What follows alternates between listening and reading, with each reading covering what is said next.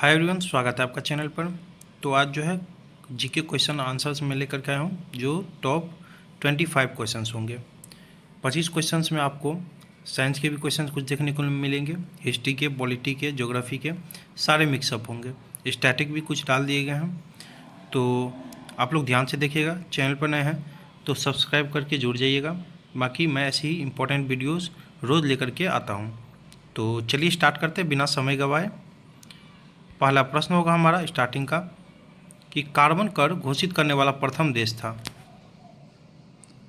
कह रहा है कार्बन कर घोषित करने वाला प्रथम देश कौन सा था।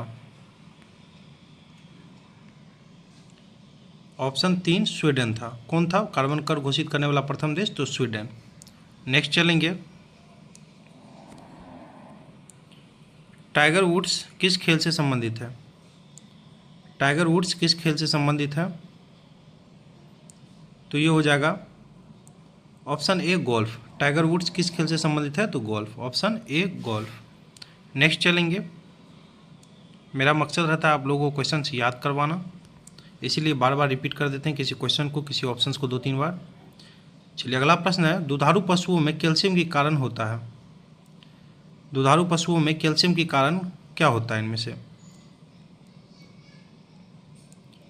मिल्क फीवर क्या होता है? ऑप्शन 2 मिल्क फीवर हो जाएगा। दुधारू पशुओं में कैल्शियम की कमी कारण जो होता है वो मिल्क फीवर होता है। ऑप्शन 2 हो जाएगा राइट।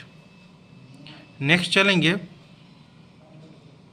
मानव शरीर में कौन सी ग्रंथि वृद्धि हार्मोन का उत्पादन करता है? मानव शरीर में कौन सी ग्रंथि वृद्धि हार्मोन का उत्पादन करता है? तो ये हो जाएगा ऑप्शन 3 पिट्यूटरी हो जाएगा। ऑप्शन 3 राइट हो जाएगा, पिट्यूटरी। मानव शरीर में कौन सी ग्रंथि वृद्धि हार्मोन का उत्पादन करता है? तो पिट्यूटरी। ऑप्शन 3 राइट हो जाएगा। चलिए नेक्स्ट चलेंगे हम लोग। नेक्स्ट क्वेश्चन होगा हमारा, पाइका नृत्य का संबंध किस राज्य से है? पाइका नृत्य का संबंध किस राज्य से है? तो आसान सा प्रश्न है।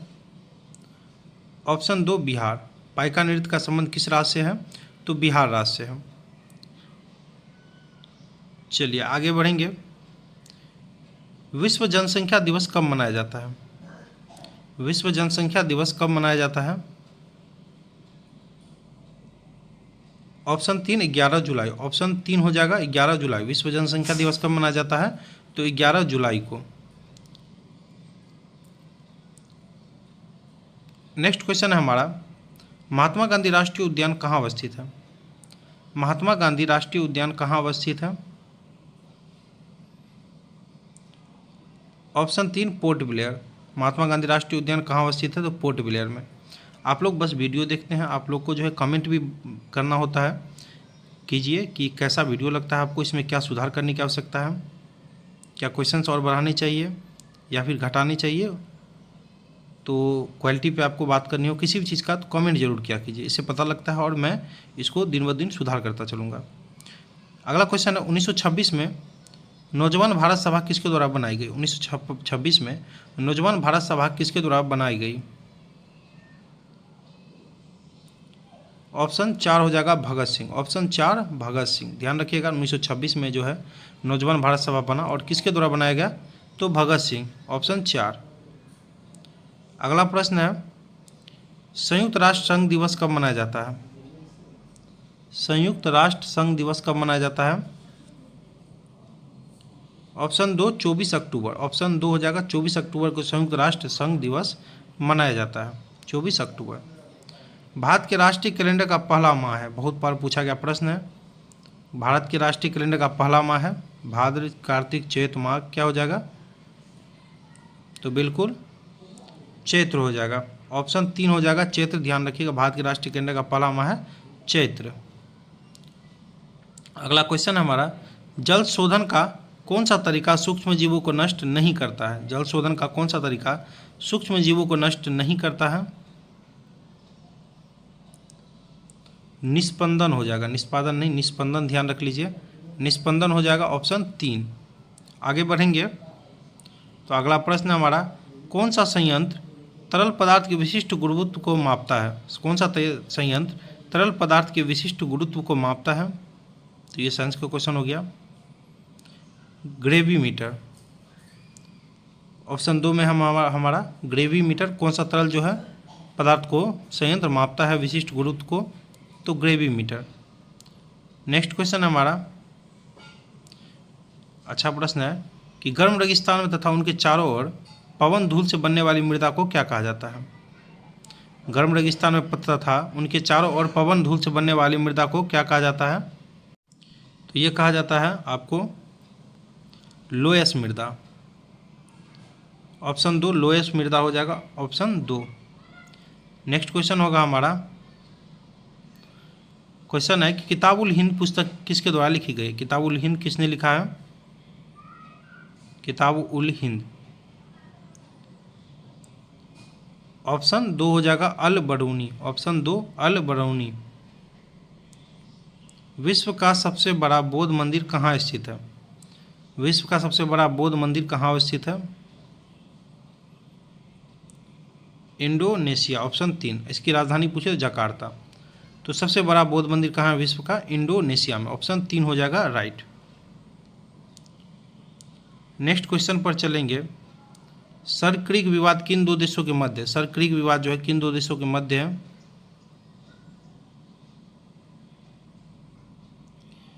भारत पाकिस्तान, ऑप्शन 3 हो जाएगा भारत पाकिस्तान। पालक के पत्ते किसके प्रबल स्रोत हैं? पालक के पत्ते किसके प्रबल स्रोत हैं? Vitamin A, B, iron, carotene. कौन हो जाएगा इसमें से? तो ये हो जाएगा ऑप्शन 3 आयरन के। आयरन के प्रबल स्रोत हैं पालक के पत्ते। तो जिनको भी आयरन की कमी होती है पालक खाएं। अगला प्रश्न होगा हमारा, टेलीफोन का आविष्कार किसने किया? टेलीफोन का आविष्कार किसने किया? तो बेल। बेल से ध्यान रखिएगा, बेल बजता है फोन आने के बाद, टेलीफोन आने के बाद। तो अलेक्जेंडर ग्राहम बेल, ऑप्शन 4 हो जाएगा अलेक्जेंडर ग्राहम बेल। ऑप्शन 4 होगा अलेक्जेंडर ग्राहम बेल। बिम्बिसार किस वंश का राजा था? बिम्बिसार जो है किस वंश का राजा था? तो ये हो जाएगा बिम्बिसार जो है आपको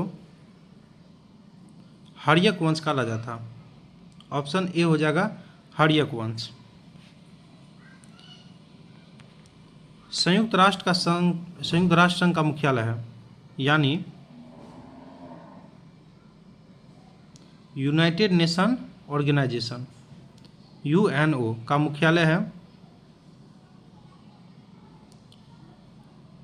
न्यूयॉर्क। ऑप्शन 2 हो जाएगा न्यूयॉर्क, ऑप्शन 2। यूएनए का मुख्यालय कहाँ है? न्यूयॉर्क में, संयुक्त राष्ट्र संघ। सितारा देवी किस विधा से संबंधित है? सितारा देवी जो है किस विधा से संबंधित है? तो ये है ऑप्शन 3 लोक नृत्य से। किससे? लोक नृत्य से। नेक्स्ट चलेंगे। अच्छा प्रश्न है कि राज्यसभा का सदस्य निर्वाचित होने के लिए आवश्यक न्यूनतम सीमा कितनी होनी चाहिए? राज्यसभा का सदस्य निर्वाचित होने के लिए आवश्यक न्यूनतम उम्र सीमा कितनी है? 30 वर्ष, ऑप्शन 4 हो जाएगा 30 वर्ष। वहीं लोकसभा का पूछे तो 25 वर्ष, राष्ट्रपति का 35 वर्ष, और इन तीनों को मिलाकर ही संसद बनता है, लोकसभा, राज्यसभा, राष्ट्रपति। तो तीनों को जान लीजिए, लोकसभा 25 वर्ष, राज्यसभा 30 और राष्ट्रपति 35। ध्यान रखिएगा, एक लाइन से सीक्वेंस है। अगला प्रश्न है हमारा, पृथ्वी का एकमात्र प्राकृतिक उपग्रह है?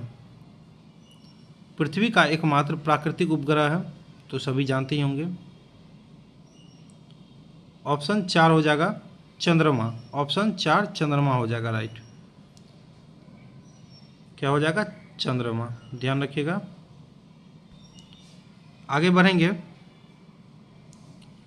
पर्यावरण संरक्षण के बारे में जागरूकता फैलाने में सहायक पुस्तक साइलेंट स्प्रिंग के लेखक हैं। साइलेंट स्प्रिंग के लेखक हैं इनमें से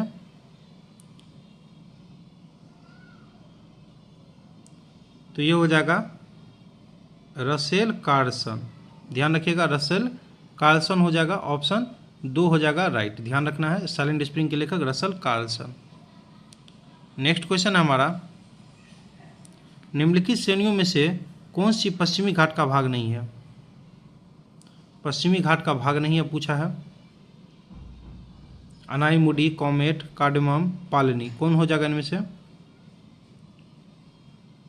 तो ये हो जाएगा आपको कॉमेट। ऑप्शन 2 हो जाएगा कॉमेट कि निम्नलिखित श्रेणियों में से कौन सी पश्चिमी घाट का भाग नहीं है, तो कॉमेट नहीं है, ऑप्शन 2। तो चलिए 25 क्वेश्चन शायद ख़त्म हो गए हैं। हाँ बिल्कुल। तो अच्छा लगे तो लाइक कमेंट शेयर जरूर कर लीजिएगा, उन लोगों के पास शेयर कीजिएगा जिनको भी क्लास की ज़रूरत है। 25 क्वेश्चन है जो कि किसी न किसी एग्जाम में पूछे गए हैं और पूछे जा सकते हैं। तो आप लोग जुड़ने के लिए धन्यवाद, देखने के लिए भी धन्यवाद।